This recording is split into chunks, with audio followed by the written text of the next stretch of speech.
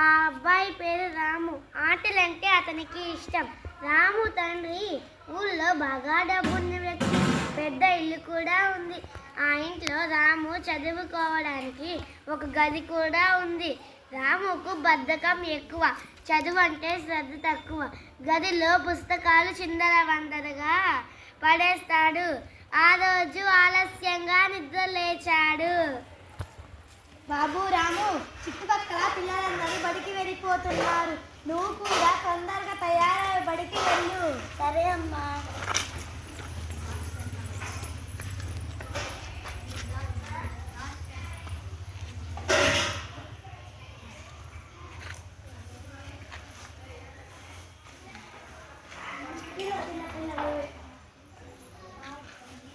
ఆడుతున్న నీళ్ళ గొడగడలు, పక్షుల కిలకిలలు, వాటి రెక్కలు పటపటలతో ఎంత ఆహ్లాదంగా ఉంది.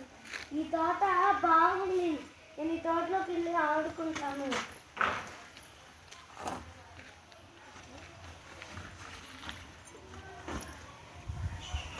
కాకి కాకి, మనం ఆడుకుందామా?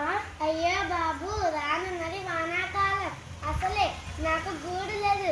ఒక్కొక్క పుల్ల తెచ్చుకొని శ్రమించి గూడు కట్టుకుంటున్నాను. నీతో వాడడం కుదరదు. సరే,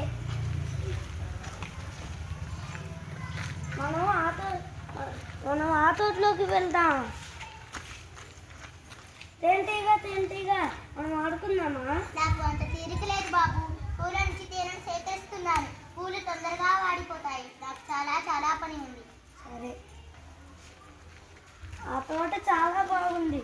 నా తోటలోకి వెళ్తాను. చీమ మనం ఆడుకుందామా? బాబు, ఇది నేను గింజలు సేకరించుకునే కాలం. ఇప్పుడు సేకరించకపోతే రానున్నది వానాకాలం. అప్పుడే తింటాం. ఇప్పుడు కష్టపడి సుఖంగా ఉండొచ్చు. నేను రాను బాబు. అదేమిటి, మాతో ఎవరు ఆడుకోవట్లేదు? ఎవరి పనిలో వాళ్ళు ఉన్నారు? కాకి, చీమ, తెంటిగా వాటి పనిలో వాళ్ళు ఉన్నారు. మరి నేనెందుకు ఇలా బడికి వెళ్ళకుండా వ్యర్థంగా తిరుగుతున్నాను? నా పని బడికి వెళ్ళి చదువుకోవటమే కదా. నేను బడికి వెళ్తాను.